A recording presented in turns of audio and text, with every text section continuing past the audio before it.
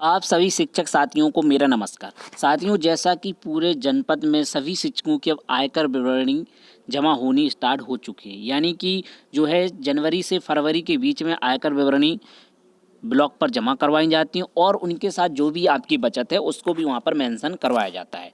जैसे कि आपकी जो भी सेविंग है उसके अकॉर्डिंग आपकी आयकर विवरणी फिल हो सके और उसी के हिसाब से आपका टैक्स कैलकुलेट हो सके। तो कई शिक्षकों के इस बारे में कमेंट आते हैं कि सर, आयकर विवरणी को बनाते समय किन बातों का ध्यान रखना है और उनको किस टाइप से आयकर विवरणी को बनाना है। तो जैसी आयकर विवरणी मैंने बनाई है और देखी हुई है उसके अकॉर्डिंग मैं आपको आयकर विवरणी बता दे रहा हूं, जो कि 69,000 शिक्षक भर्ती के अंतर्गत जो टीचर हैं उनकी ये आयकर विवरणी है, जो कि फर्स्ट बैच के टीचर हैं। तो उनकी ये आयकर विवरणी को मैंने बनाया था, उसके अकॉर्डिंग मैं आपको यहाँ पर बताने जा रहा हूँ। लेकिन आप उसी के अकॉर्डिंग आप भी अपनी आयकर विवरणी बना सकते हैं। बस मेनली जो अंतर होता है वो आपकी वेतन का है और बेसिक पे और जो भी इम्पोर्टेंट अब जानकारियाँ हैं उनको मैं आपको यहाँ पर बता दे रहा हूँ, जिससे कि आप बहुत ही आसानी से इसको बना सकते हैं। और इसकी एक्सेल फाइल को मैं कमेंट बॉक्स में अपलोड कर दूंगा, वहाँ से आप उसमें जो भी ज़रूर चीज़ें आपकी हैं, जो भी सेविंग है या आपकी जो भी वेतन है उसके अकॉर्डिंग आप उसमें चेंजेस कर सकते हैं। तो यहाँ पर अब आप देख सकते हैं कि ये एक जो है ये सैलरी स्टेटमेंट फाइनेंस ईयर 2022-23 की जो आयकर विवरणी है वो इस प्रकार से है। तो आप देखें कि यहाँ पर मार्च से लेकर के फरवरी के 20 तक की आयकर विवरणी यहाँ पर बनाई गई है। तो जो यहाँ पर सबसे पहले आप इस टाइप से कॉलम आपको जो एक्सेल फाइल अपलोड की है उसमें आपको मिल जाएंगे। वैसे आप अगर एक्सेल प्रकार करना अच्छे से जानते हैं तो आप भी इसको आसानी से बना सकते हैं। तो यहाँ पर सीरियल नंबर के हिसाब से कर लें, ऊपर आप यहाँ पर अपना नाम लिख लें, यहाँ पर पैन कार्ड नंबर और डेट ऑफ बर्थ लिख लें। पैन कार्ड नंबर काफ़ी ज़रूरी चीज़ यहाँ पर इनकम टैक्स में होती है, इसलिए आप उसको अच्छे से मेंशन करें। जो भी चीज़ इसमें आप फिल करें अच्छे से चेक करने के बाद एक बार प्रिंट निकाल करके उसके बाद फिर आप और चेक करने के बाद फिर ही इसको वहाँ पर जमा करें। यहाँ पर आप देख सकते हैं कि यहाँ पर मैंने बेसिक पे है जो इसको लिख दिया है। इसके बाद जो जुलाई में इंक्रीमेंट हुआ था 37,600 हो गया था, उसको भी यहाँ पर मेंशन कर दिया गया, जो कि आपका फरवरी तक अभी तक वही है। इसमें एडवांस में ये बनाई जाती है क्योंकि फरवरी के वेतन से या जनवरी के वेतन से इनकम टैक्स काट लिया जाता है। जिन शिक्षकों की वेतन ज़्यादा होती है तो उनका टैक्स भी ज़्यादा कटता है, क्योंकि आप सेविंग 1.5 लाख तक दिखा सकते हो, वहाँ पर आपको स्टैंडर्ड डिडक्शन भी देखने को मिलता है। तो वहाँ पर आप 50,000 रुपये की सेविंग वो भी आप वहाँ पर कर सकते हैं। तो जिन शिक्षकों की वेतन ज़्यादा होती है उनका टैक्स ज़्यादा कटता है, इस वजह से ये जनवरी और फरवरी में जमा करवाई जाती हैं, जिससे कि एक साथ टैक्स ना कट सके। पता चला कि वेतन ही नहीं आ पा रही, वो पूरा टैक्स में चला गया। इस वजह से ये जनवरी में जिनका टैक्स ज़्यादा होता है तो उनकी जनवरी में ही जमा करा ली जाती है। वैसे अब जनवरी के लिए ऑर्डर आया है कि सभी लोग जनवरी में जमा कराया जाए। अलग अलग जगह पर अलग अलग ज़िलों में उसी हिसाब से अकॉर्डिंग टू जमा करवाई जाती रहती हैं। तो यहाँ पर सबसे पहले आप बेसिक पे को यहाँ पर मेंशन कर लें। इसके बाद ग्रेड पे, आप जिस ग्रेड पे पर आपकी ज्वाइनिंग हुई, इनकी जो 4200 ग्रेड पे पर ज्वाइनिंग है 69,000 बैच की, और डीए यहाँ पर 11,315 मार्च में था। इसके बाद यहाँ पर 12,784, जो कि 31 से 34% जो डीए इंक्रीज हुआ था उसके अकॉर्डिंग। फिर इसके बाद 34 से 38% डीए जो कि अक्टूबर से वेतन में स्टार्ट हो गया था, तो यहाँ पर इसको मेंशन कर दिया गया। उसका जो भी एरियर है उसको आगे बताते हैं। इसके बाद आप एचआरए को मेंशन कर दें, जो भी आपका एचआरए है, आप ग्रामीण क्षेत्र में हैं या आप रूरल में हैं या अर्बन में, उसके हिसाब से एचआरए मिलता है और वो डिफरेंस होता है। रूरल और अर्बन का यहाँ पर मेंशन करना ज़रूरी है, क्योंकि रूरल में अलग एचआरए चलता है और आपका अर्बन में अलग चलता है। इसके बाद टोटल सैलरी को आप यहाँ पर मेंशन कर दें, जो आपकी सैलरी, इसके बाद 36,500 और 11,315 1,340 के बाद जो आपकी सैलरी आती है उसको आप यहाँ पर लिख लें।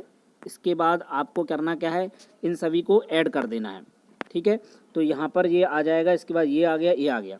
इसके बाद आप एनपीएस में जाते हैं, तो एनपीएस में जो आपका अमाउंट कट रहा है उसको आप देख लें। ये सब आप सैलरी स्लिप के अकॉर्डिंग भी कर सकते हैं, सैलरी स्लिप निकाल लें तो आपको यहाँ पर ये सब सारी चीज़ें उसमें मिल जाएंगी। इसके बाद ग्रुप इंश्योरेंस की बात कर लें तो किसी में 7 महीने में ये बंद हुआ था, किसी में 6 महीने में, तो यहाँ पर ये 6 महीने में बंद हुआ, तो इसको बाद 522 यहाँ पर मेंशन कर दिया गया है। इसके बाद एडवांस टैक्स अलग अलग ब्लॉक में अलग अलग कटता है, कहीं पर 200 रुपये कटता है तो कहीं पर 500 रुपये कटता है और कहीं पर 100 रुपये कटता है। उसके अकॉर्डिंग आप यहाँ पर लिख लें। यहाँ पर देखें तो हर मंथ 200 रुपये कटा है, तो इसलिए एडवांस में 2000 यहाँ पर लिख दिया गया है। अगर ये आप जनवरी में आपकी सैलरी आ चुकी है और आपका टैक्स नहीं कटा है तो आप यहाँ पर 200 रुपये टैक्स लिख करके यहाँ पर आप इसके बाद आप आगे बढ़ा सकते हैं। सो उसमें कोई दिक्कत नहीं होने वाली है, क्योंकि ये पहले की बनी हुई है, यानी कि जनवरी के अकॉर्डिंग कि जनवरी में टैक्स कटेगा। जब नहीं कटता है तो वो एक साथ वहाँ पर कटता है। इस वजह से यहाँ पर 00 मेंशन किया जाता है। अगर आपके यहाँ सैलरी आ चुकी है और आपका टैक्स 200 रुपये नहीं कटा है तो आप यहाँ पर 200 रुपये मेंशन कर दें, नहीं तो आप इसको खाली छोड़ करके अगर आपने जमा कर दी है तो फिर कोई दिक्कत ही नहीं है। इसके बाद नेट पे आप यहाँ पर लिख लें, आप ये नेट पे। इसके बाद आपको यहाँ पर ये सभी चीज़ें घटाने के बाद जो आपके अकाउंट में मनी आती है, पैसा आता है, उसको यहाँ पर लिखा गया है नेट पेमेंट। इसके बाद यहाँ पर नीचे आते हैं तो एरियर, जो आपका एरियर आता है, जैसे 31 से 34% डी होता है, उसका जो भी एरियर आया था वो 6570 रुपये आया था और उसमें NPS 657 रुपये आपके अकाउंट से काटे गए थे पैसे, जो भी आपका एरियर आया था उसमें से। इसके बाद 34 से 38 का जो एरियर आया था उसमें आया था 4512 और उसमें से NPS डिडक्ट हुआ था 451, इसको भी यहाँ पर मैंने मेंशन किया। इसके बाद बोनस आया था 6908, इसमें से कोई भी NPS नहीं कटता है क्योंकि ये बोनस होता है, इस वजह से इसको टोटल लिख दिया गया। अब यहाँ पर टोटल सैलरी हो गई 6,35,922। अब यहाँ पर 6,35,922 होने के बाद अब ओल्ड स्लैब के अकॉर्डिंग ये आयकर विवरणी बनाई गई है। इस वजह से आपको यहाँ पर बता दें कि आप यहाँ पर 1.5 लाख रुपए की टोटल बचत कर सकते हैं विथ NPS।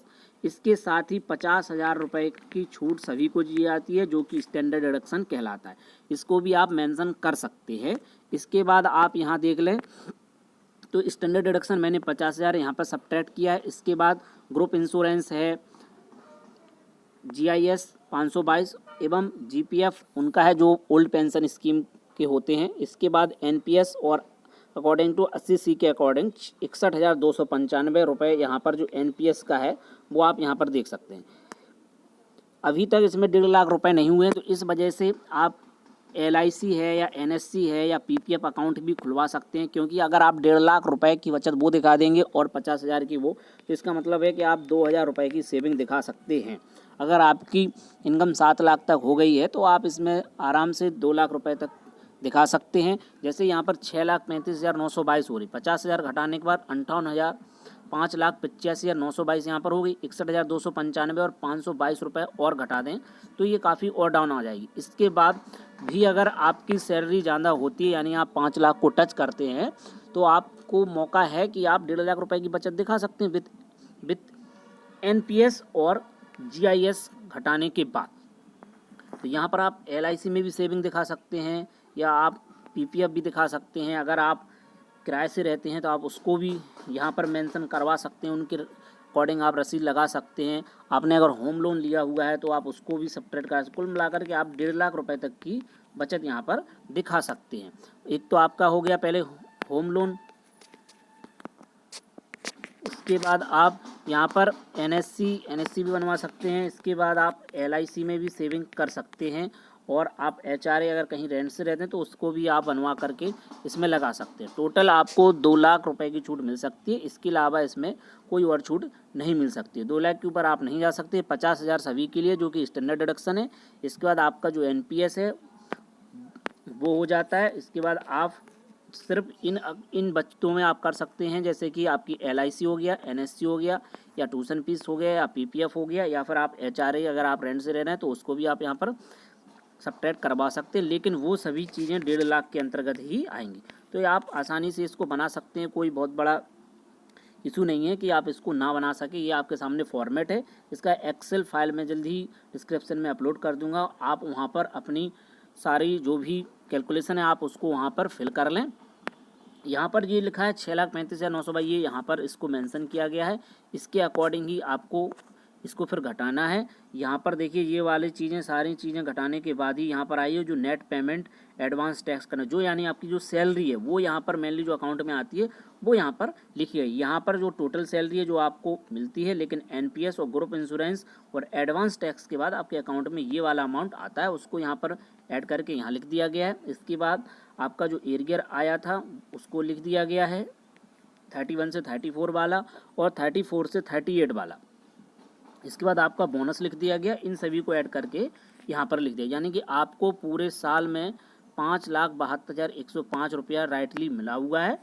इसके बाद आप स्टैंडर्ड डिडक्शन घटा लें, इसके बाद आपकी जो भी बचत है उनको घटा लें, तो आप उसके अकॉर्डिंग आप टैक्स को कैलकुलेट कर सकते हैं। यहाँ पर 0 से लेकर के 2.5 लाख रुपए तक आपका कोई टैक्स नहीं, यानी कि अगर आपकी वेतन 5 लाख रुपए यानी कि मान लीजिए 6 लाख रुपए हो जाती है, ठीक है, कोई बचत करने के बाद ही 6 लाख रुपए हो जाती है, तो आपको 2.5 लाख की यहाँ पर छूट दी जाती है। अब उसके बाद जो अमाउंट रिमेनिंग अमाउंट बचता है उस पर ही टैक्स लगेगा, यानी कि आपका 5 लाख तक रुपए कितना टैक्स है, 5% है। यानी कि अगर आप मान लीजिए 2.5 लाख तक आप छूट आपकी ख़त्म हो गई, 6 लाख में से आप 2.5 लाख घटा दीजिए, 2.5 लाख रुपए आप यहाँ पर घटा दीजिए, तो आपके कितने बचे, 3,50,000 रुपये आपके बचते हैं। तो 3,50,000 रुपये पर आपका 20% टैक्स लगेगा। वहाँ पर जब आप लिख देंगे 3,50,000 रुपये आप यहाँ पर लिख लें, इसके बाद इस पर 20% टैक्स कैलकुलेट कर दें, 2 जीरो से 2 जीरो आप यहाँ पर काट दें तो 1 2 3 जीरो तो ये बचते हैं। तो यहाँ पर ये टैक्स कितना पहुँच रहा है, एक बार इसको सही से कैलकुलेट करके देख लें।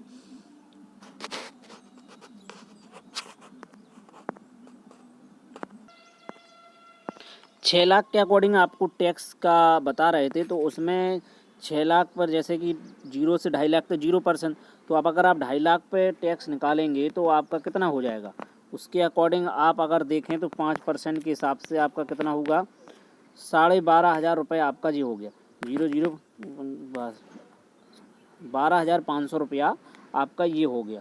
तो यहाँ पर आपका जो है जो 12,500 है, इसके बाद आपका कितना रुपये बचता है, 12,500 रुपये ये टैक्स हो गया। अब इसके बाद 1 लाख रुपए बचता है, तो आप 1 लाख रुपए पर और निकाल दें। 1 लाख रुपए पर कितना निकालना है, 1 लाख रुपए पर 20% और लगेगा, इसके अकॉर्डिंग आपका कितना हो गया, ये 20,000 रुपये आपका और हो गया। तो आप इसको भी ऐड कर लें, यानी कि 12,500 ये हो गया, 20,000 रुपये आपका ये हो गया। तो 0 0 5 2 2 1 3 32,500 रुपया आपका इस प्रकार से टैक्स बन जाएगा। तो इसमें आप लास्ट में अगर आप देखें तो 4% हेल्थ एंड एजुकेशन सेसेस भी लगता है, जो कि आपका जो है टोटल टैक्स जो बनता है उसके बाद ही वो 4% का हेल्थ एंड एजुकेशन सेसेस लगाया जाता है। बस 32,500 में आप 4% और निकाल लीजिएगा, इसके बाद आपका पूरा टोटल टैक्स कैलकुलेट होकर के आ जाएगा। 1,300 रुपये आपका ये हो गया और 32,500 रुपया ये हो गया। तो आपका ये टोटल टैक्स आपका यहाँ पर हो जाएगा, यानी कि 32,500 और प्लस 32,500 ये हो गया और 1,300 रुपये आपका और हो गया। इसके बाद अगर आप कैलकुलेट कर दें तो आपका 33,800 रुपया टोटल टैक्स बनता है।